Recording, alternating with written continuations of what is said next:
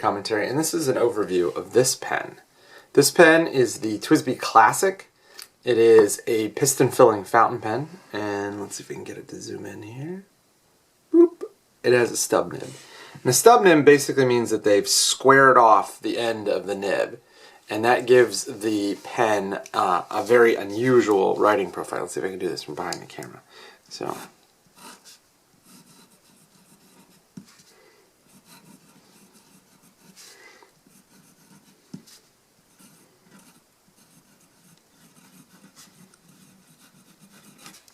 So you can see that it's real thick on the horizontal strokes and really thin on the vertical strokes, and so it gives it sort of a calligraphy feel to it.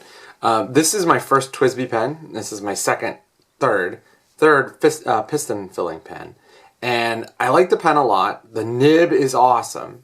The pen looks good.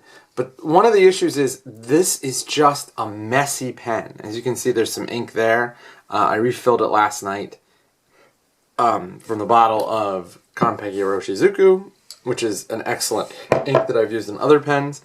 And this thing just is always leaking. It's like, you know, the old stories about the SR-71. I mean, it's just not a clean pen. There's no way to use this pen on a regular basis without having it be messy. I'm not sure if this is broken, if this is the way all the TWSBIs are, but it's just not that clean to use. And ultimately, I think for 99.999% of people, the amount of hassle necessary to get the beautiful stub nib is just not worth it in this pen. A couple other things that I didn't like about the pen. The piston filling system requires you to dip the whole nib of the pen in because the feed is right there.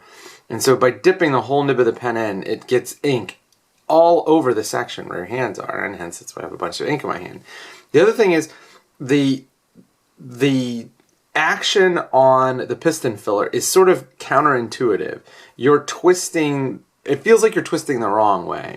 The other thing is, in order to clean the inside of the pen out, you can twist this off and then keep twisting.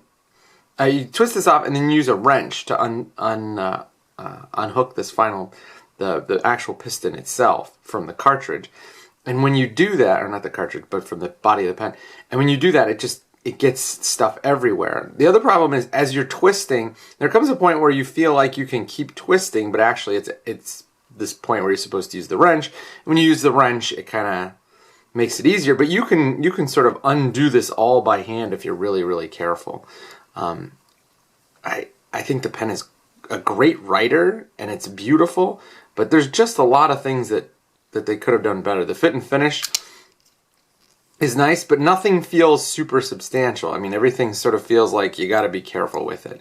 And because it's so messy, and because you have to be careful with it, and because of this really weird sort of end to, like, why did they use a wrench? You should just not, there should be no tools required to make this work. I would not recommend this to anybody. It's just too much work to get the writing's great. The writing is great. The writing experience is great. But to get there requires so much more work than any other fountain pen I've ever had. It's definitely not worth it. That said, I do like the stub nib, so I'm probably going to get another pen and a stub nib. But in terms of the TWSBI Classic, I just can't recommend this pen. So maybe it's me. Maybe there are lots of fountain pen people who just love to have, you know, complicated, high maintenance pens. But give me my dead simple Pilot Vanishing Point with a great soft, smooth nib, and I'll be fine. So there you go. Quick overview of the TWSBI